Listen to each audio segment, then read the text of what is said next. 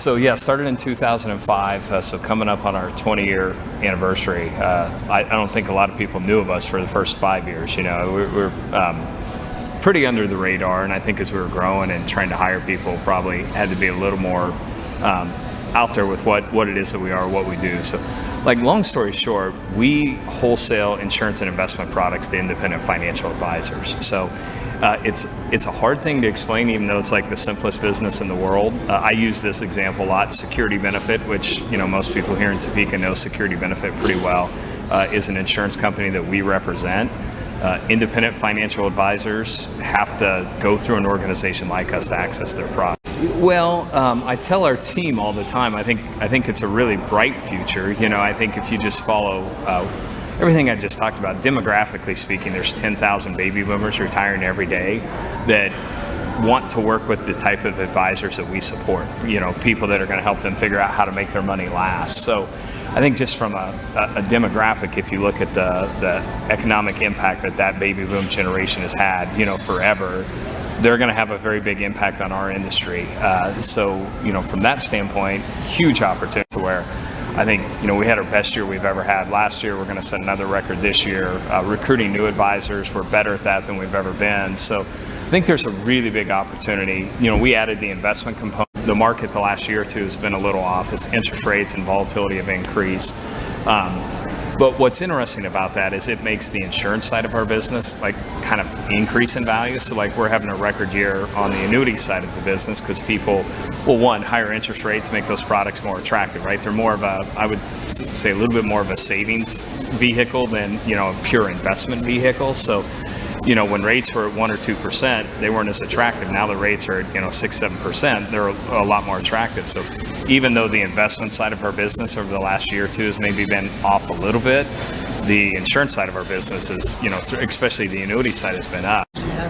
Yeah, so it's pretty much complete. So we just finished what I would say is the last part of the renovation, which was that strip mall on the south side of Gage. So, and we moved people in there. So we've got about 150 employees now in that strip center that we moved out of our McClure office site over there. So as far as construction and that, we're pretty much complete there now finally. So pretty much have everything done. Our original intent was to turn that strip center into more of a retail space, but I think we realized we were going to need that for our own growth. So we're able to, leverage that for it. So a family-owned, basically private equity company, and our biggest task so far has been in redeveloping downtown Topeka.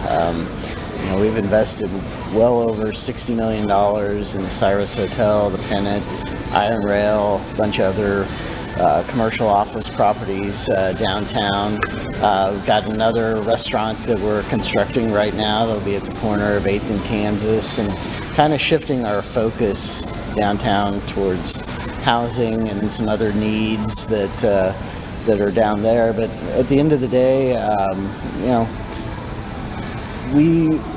we start businesses and develop new businesses, and really looking to attract some of the best people that Topeka has in the hospitality industry. And I was trying to do it a little bit on my own and not doing it well, and so talked to him. Seth and I have known each other since Washburn, so we were roommates for a year, at least a semester, and Seth's wired very different than me in a good way. We were talking about that before. I'm probably a little more entrepreneur creative. I have the idea.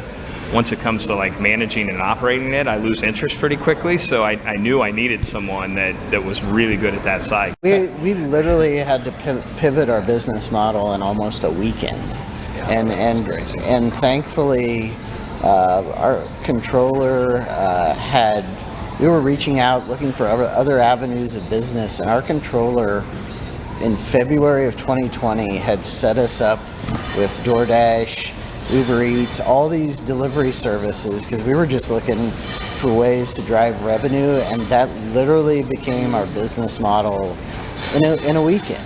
Yeah. We were dependent on them, dependent on carry out, dependent on family gatherings, people doing things in their neighborhood, and it was extremely tough, but honestly, it was a great thing that happened to us because we've learned to run our businesses better. I would say first and foremost, breathe some life back into it. I think I've said this a few times, but fix some of the things that need fixed, right? So there's just been a lack of investment into this mall, but relatively speaking, it's in pretty good shape. You can walk through here and it's not run down, right? There are some things that are run down. The escalators don't work, air conditioning's been, kind of hit or miss most of the summer. So there are some things we're going to fix. Landscaping, it's just one of those where you can see there's not been a lot of investment back into it over the last few years. So that would be first and foremost. I think second is shore up the tenants that are here and give them some certainty around what we're trying to do, and create some activity that drives people back into the mall. We're here on a Friday afternoon. It's not real busy out here right now. So we want to, create some activities that are going to drive people back in. Third, I would say is be very aggressive in recruiting tenants into the mall. So I think we have, kind of a wish list of ones we're gonna pursue on that. And then I would say after those things are done, the next phase would be like thinking through how to reconcept or redevelop some things. So we do want to create some corporate office space here. We have this idea that if you have 500 to 1,000 employees on this campus full time every single day, it's very attractive to the retail tenants that are here. Live on the west side of town where it becomes a place where you don't think about it just in the sense of a food court, but you think about it as a place to come dine. So I think that'll be the other big ones, rethinking kind of this food and entertainment opportunity and what we could do here that we think could be pretty neat too. And I think malls killed a lot of downtowns.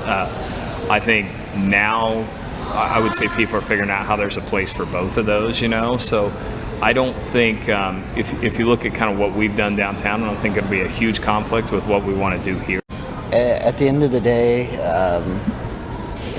I've lived here in Topeka my whole life. I know that we can support a strong west side and a strong downtown at the same time. I think what we're going to create are options for people that maybe they don't need to go to Lawrence, maybe they don't need to go to Kansas City. They can find everything that they need here in Topeka. And like Cody said, we'll be very thoughtful and strategic about what we put in both locations.